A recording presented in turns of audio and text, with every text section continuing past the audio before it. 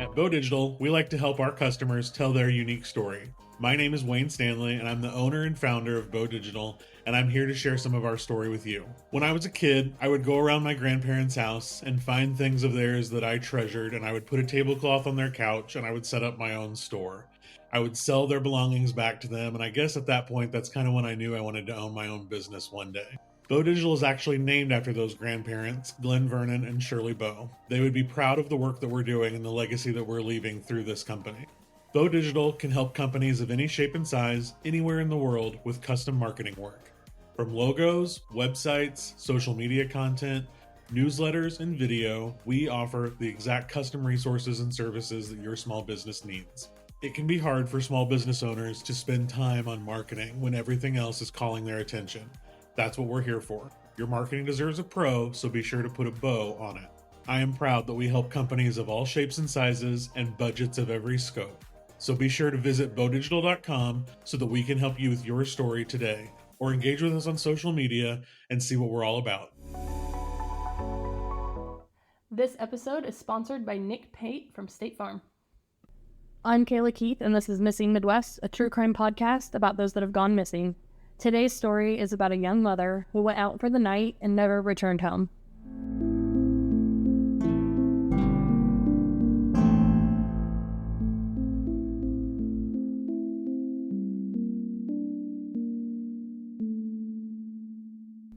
What's up? Hey. We're back. Another Missing Midwest. Let's go. Missing, huh? Yep, Missing Midwest. We are.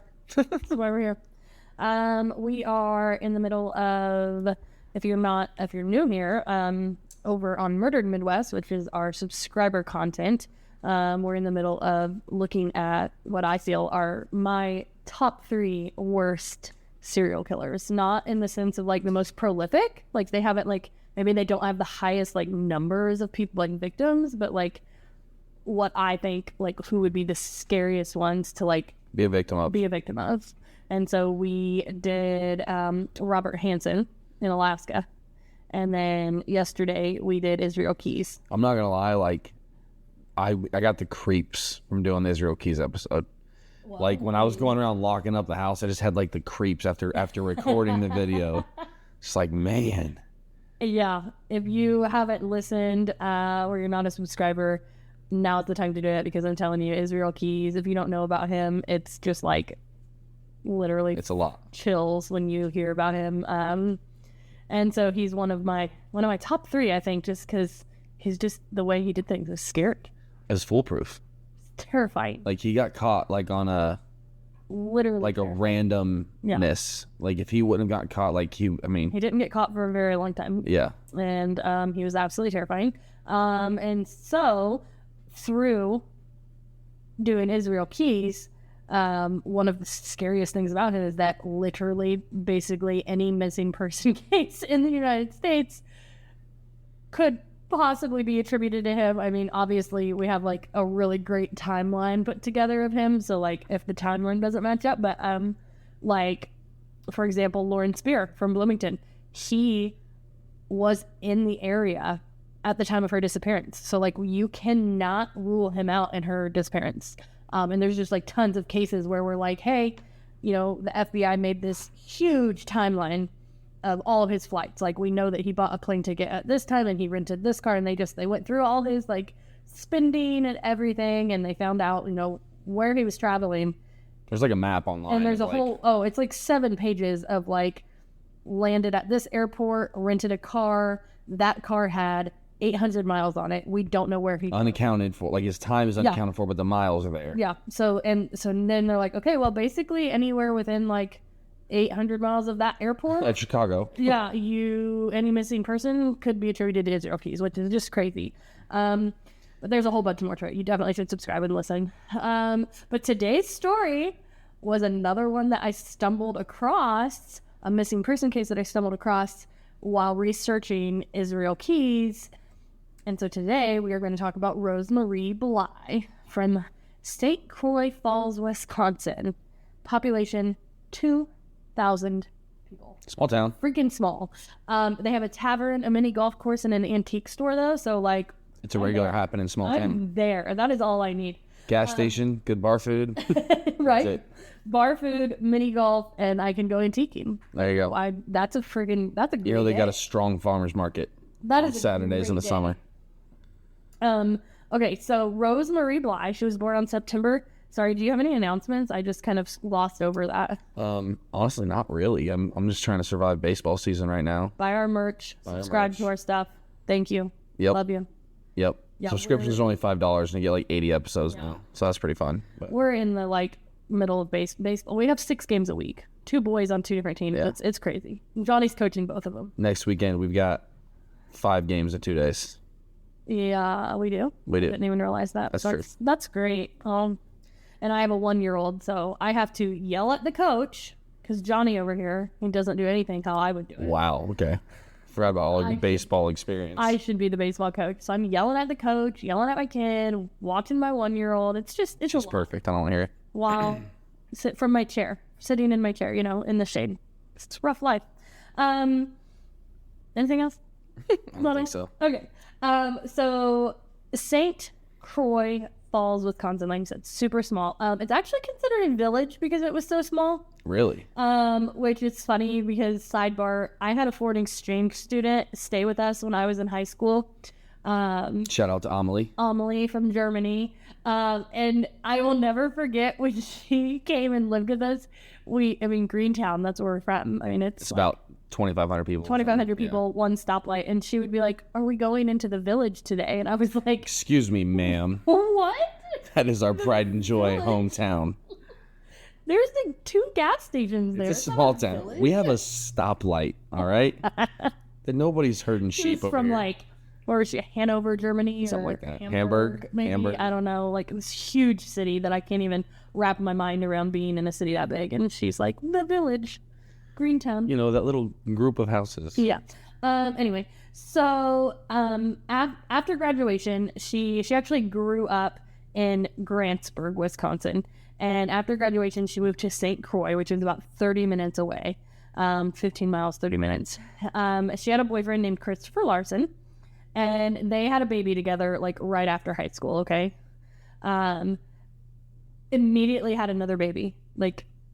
Almost not physically possible to have 2 babies this close. Could not Irish twin status? Oh, yes. 2 under 1 year. Woof. Very, very close. That's a no for me, dog. They got married. Yeah, no. Absolutely do not recommend. I had 2 under 2, and I was like, no, thank you. If you hear this noise in the background, that is our dryer, and it is the longest noise for a dryer. Is that going to pick it up? It's probably going to pick it up. We should just wait. It's uncomfortably long. You have to listen to it now. It's still going. Still there. It'll be funny to listen to this back to see if they can hear it or if we're just crazy. Whatever. It's just this little jingle, and it lasts entirely too long. It's like the full Pledge of Allegiance. I don't understand why it's so long. I've tried to fix it. In all honesty, there is no setting that allows me to fix it. Moving on. Sorry I interrupted you there. The dryer did. Sorry, it was the dryer.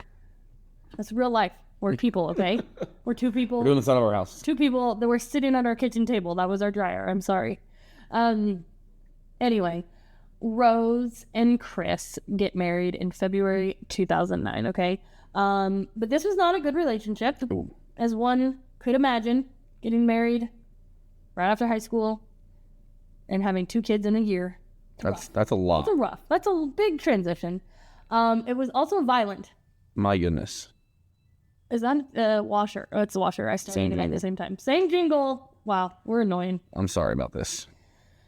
Anyway, violent relationship, okay? Now, there's rumors about when I say violence, okay? We all assume the husband did it, right? I also assume that the husband did it, but there was actually rumors that Rose was violent with Chris. Interesting. Little curveball here. Actually, Rose's mom was named Candace, and she was actually abusive to her husband. So I don't know, some generational trauma is going on in this family, but Rose's mom, Candace, was abusive to her husband, which was Rose's dad, which her dad was a shitty person too.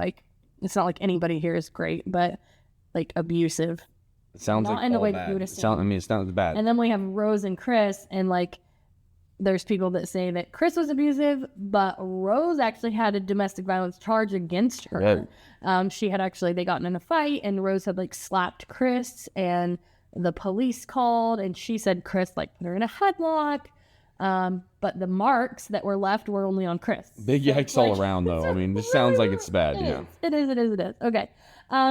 So Chris actually filed for divorce after this domestic violence issue. In August, like they just got married in February, and by August, he's like, I'm out.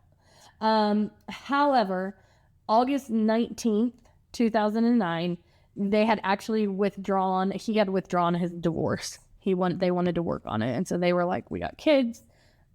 Still 2 at this point? Yeah, 2 They kids. didn't try to bring another one in like Nope. 6 months later? They figured out what caused it, and they were like, never mind. And so he withdrew the divorce, and he's like, and they were living together, and they were working on their relationship, okay? Like, good for them. So August 19th, 2009, okay? Rose called her mom, Candace, and she's like, I'm not feeling good. I don't feel good. And she said, I fell off my horse yesterday. I hate when that happens. And I hit my head. And her mom is like, you need to go to the doctor. Obviously, as any mom would say, that seems like sound medical. Fair enough, yeah. Yeah. And she's like, yeah, I'll think about it. Like, you know, I might go later today or tomorrow if I don't start feeling better. She was like big into horses or whatever. And so the next day was August 21st, and she tells her husband that she is going out with her cousin. She had a cousin that lived in the town of Cushing? Cushing? Cushing? I don't know. Doesn't matter. Now, this town is like halfway between Grantsburg, which is where she graduated from, the village. Okay. And St. Croix, which is another small... St. Croix is like 2,000 people. I think I might have, at the beginning, switched that. Grantsburg was the village. It was so tiny. It was like super tough small. And that's where she graduated and grew up. Okay. St. Croix is where she currently lives.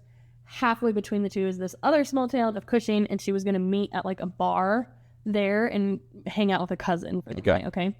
And so she told him like she was going to be home by midnight. That was her plan, okay? However, the next morning when Chris wakes up, Rose is not home. No Rose, no car. Her car's not there, Rose is not there. And he's like, this is not good. Like, we have 2 small children. She said she would be here. And so he starts calling around, and he's calling family and friends, doing what any of us would do in a situation where we don't know where somebody is. And by like mid-Saturday morning, he can't find her, and he knows like something's up. And so he calls and he reports her missing. Husband does. The husband does, yes. The police take it pretty serious right off the bat. Good. Which, shocker. Yeah. Sometimes we hear that, you know, grown women disappearing, like, no. But they did. And so they started searching. And so they kind of backtrack. They're going over, like, what are her last movements? What were her plans? And so they find the cousin. And that she was supposed to meet. That she was meeting that night, yeah. And the cousin was like, no. Oh, no. She's like, we didn't have any plans. Uh-oh. She's like, I haven't even talked to her. Yeah. That's... And so immediately they're like, something's going on. Like, what? And so real quick, the husband was the one that said she had these plans? Yeah. So now we're in this situation where it's so either Rose lied to Christopher and she wasn't going to meet the cousin that night, or Christopher's lying to the police. How do you tell what's going on? Well, I know what you think. I know what you think. Christopher, come on. Darn husbands. The husband probably did it. I don't know if he did it in this situation, but most of the time, statistically speaking, it's going to be Christopher. And I think the police are thinking that too, just because how they're interviewing him and they're looking at him, and obviously he's the last person that saw her. So 5 days go by and nothing happens. They're interviewing people, they're questioning people, they're searching. They cannot find Rose. They cannot find her car. And all they have to go on here is Christopher saying she was going to this bar. She never showed up, which is sketchy. Yeah, very sketchy. Yeah. Did you know the Jefferson House of Flowers has been a local Kokomo florist for almost 100 years? Our trained designers make beautiful arrangements for literally any occasion. You can send flowers for any reason. Birthdays, anniversaries, get well, congratulations. The list goes on. We make flowers for funerals, weddings, proposals, and even proms. Let's be honest. Receiving flowers, whether you're at home or at your work, it makes you feel special. You get butterflies and you feel loved, and that's what sending flowers is all about, the feeling it creates. Call us at 765-452-8269 and let us create something special and send it out for you. Or you can stop in and see us at 4300 West, 100 North Kokomo. We always have a cooler full of flowers that are ready to go, as well as a boutique full of gifts. Shop local, support local, and send flowers. On day 5 of the search for Rose, though, on August 26th, they find her car in Grantsburg. Wait a minute. The village. And that's not the one that she was. That's not the one she was currently living in. Nope. And it's not the one that she was supposed to be meeting this person in. Nope. So it's not super weird though, because she grew up here. It's a 30-minute drive. It's like 15 miles away from her home where she's living. But it's like on the other side of where she said she was going, according to Christopher. But her mom still lived there currently. So Okay. Like, it's not weird. Okay. Like they said, it's not weird. So like her family's still Exactly. there. It wasn't like She she'd grew up completely there, moved to a different. Her family's there, so it's not weird at all in any way that she would go to Grantsburg, but that's just not where she said she was going. Right. According to Christopher. Right. So it's in this like parking lot, okay? It's like a business parking lot, and it has like a couple of restaurants and a bank and a post office, and they're all kind of like right there and share this like big parking lot. And they said a lot of truckers use this parking lot to like park their trucks there too. But it's just 25 miles from where she said she was going to be that night. And so police search the car, obviously. They find nothing.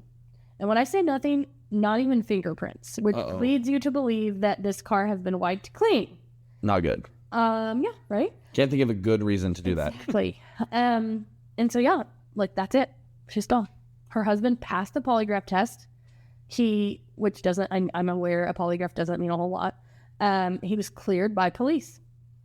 The police cleared him as a suspect. He later, like within 3 weeks of her disappearing, filed for divorce from Rose, which when I first read this, I was like, yikes. Like, what? Come on, why are you doing that? But he said it was so he could get sole custody of the kids. And like, I was reading online and like legally, like all these lawyers were like 100% like that's the legal advice I would also give my client in that situation, because he would not be able like with like, you know, he's still married. And so she has custody, but they don't know where she's at. And so like to get sole custody of his kids, like he had to be fully divorced from her. And so like he was just basically like doing it for that reason. That's interesting to me though, because like, I mean, if she's not there, she's not taking any custody. Yeah, I don't know. Like, I really don't know why. It doesn't seem to me. I don't know. I just know that, like, from what I read online, all the, like, these lawyers were like, yes, like, that's sound attorney advice right there. Like, that's exactly what I would recommend to my client, and it's actually not sketchy. Like, it sounds sketchy, but really, in the eyes of the law, that's the best thing for him to do. Weird. That's weird to me, but okay. The lawyers know more than I do. Exactly. And the police know more than we do, and they said he wasn't involved. So I have to think that they know something, right? Or like whatever. So he's kept like a really low profile. He raised his 2 daughters. He's done a couple interviews saying like he hopes that, you know, Rose is out there and that she's okay and that maybe she'll come back one day. But no one freaking knows. Like she literally just one of those cases where somebody just straight disappeared. Okay. Now, the place that she went missing from, that parking lot backs right up to a woods, and it is right by a campground and boat dock. Man. Does that sound familiar? It does. Now, if you are subscribed and you listen to Murdered Midwest and you listen to our Israel Keys episode, Israel Keys in many, many interviews said he loved campgrounds, he loved boat docks because there was a lot of people that were like by themselves in these situations. So Israel Keys is a big question mark in this case. So last week on Missing Midwest, we talked about the disappearance of Kayla Berg. That was just 10 days before Rose went missing. That was in Wisconsin too, right? It was they are less than 3 hours apart. Wow. And they are less than 3 hours from the Minneapolis airport, which we know Israel Keys landed in.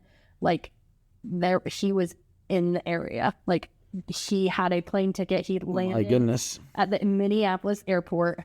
He was also in Minneapolis 10 months before Rose and Kayla went missing, which, if you listen to the Israel Keys episode, one of the things that he did, he traveled all over, and he would go to places, and he would, I'm not going to give you any details. You need to subscribe to listen to it, but he would basically prepare for the next time he was in town, and he told police that he left one of his kill kits in Wisconsin somewhere.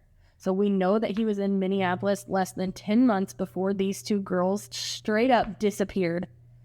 And we know that he was in Minneapolis around the time. And you're saying the Minneapolis airport is 3 hours away from it's Wisconsin. less than 3 hours away from both of these locations and these missing girls. Now, we don't 100% know. So we know that he was in Minneapolis the 10 months before, but we don't 100% know that he was in Minneapolis like at the time of their disappearance. However, he was spotted. Okay. There was a sighting of Israel Keys the same during this time.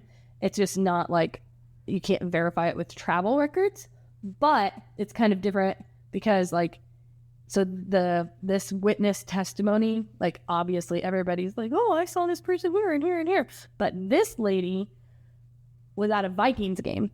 Okay. And Israel Keys was obsessed with the Vikings. Like he loved the Vikings football. Okay.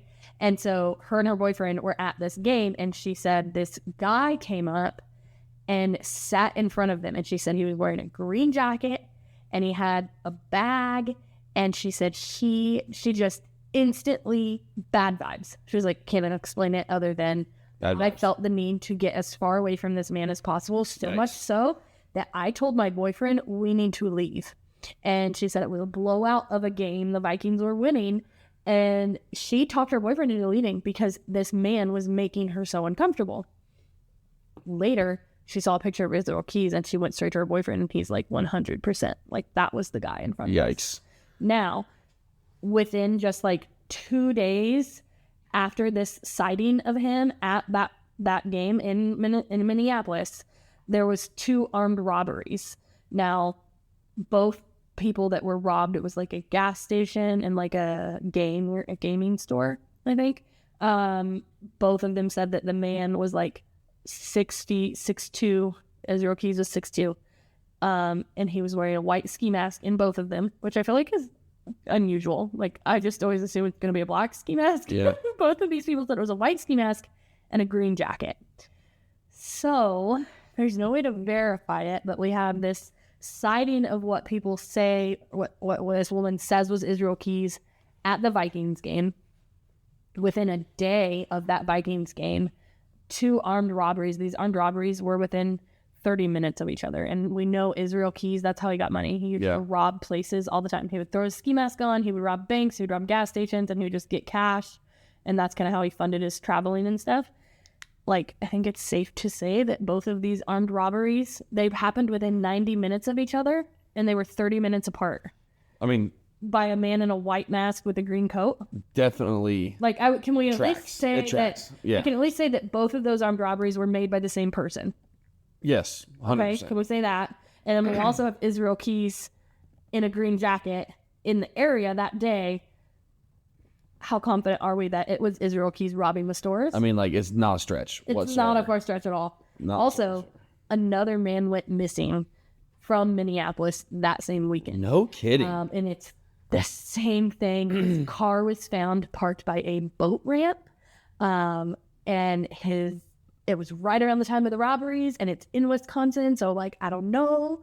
I don't know what happened in Wisconsin that weekend, but I know that, like, 3 people went missing, and Israel Keys was very possibly in the area.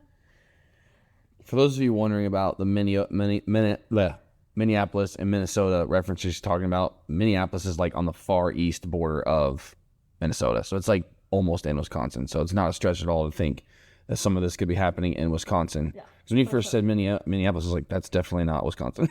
No, but no, it is, I didn't know. It's like right there. But no, something that's interesting to me that you said, you know, at the time he's making these robberies, like the timeline all kind of lines up. I mean, he didn't, again, I can't give away too much because you're going to have to listen to the murdered episode. But, like, one thing you could know now is that, like, he didn't confess to, like, specific things, but it was just, like, there's a lot. And they know he killed me. Yeah, like, and his, like, methods, I mean, there's no way to know. Well, something he said, like, Israel Keys said, you know, all of the people that I've killed are just missing persons. Yeah. Like he said, you guys don't even know that they're murdered. They're just missing. Because that's what he did. Like, he made people go missing. Like I've said before, like, you know, all these missing persons episodes, like, and in this case too, I would say, especially in this case, runaway is an option. Like there's whether you say 1% or 10%, like running away is an option. And that is what is so intriguing about true crime, and more specifically missing. That is why I started Missing Midwest. I wanted to focus on missing person cases because you never know what happens. You always have to assume that this person ran away. You always have to assume that this person was a victim of a stranger abduction. And then you have all the other, like, more likely stories when you hear about the family, the, you know, gang, drugs, violent husband. Like, obviously there's some things that are more likely to have happened, but you cannot rule out things in any case. And I think that this one, especially, a young mom in an abusive relationship, she could have definitely disappeared on her own. I mean, well, and her family says no. Her family says she loved her babies. She was a great mom. They said she would never leave them. So, I mean, I don't think it's likely. The one thing that, like, is hanging me up here though is why in the world was she there?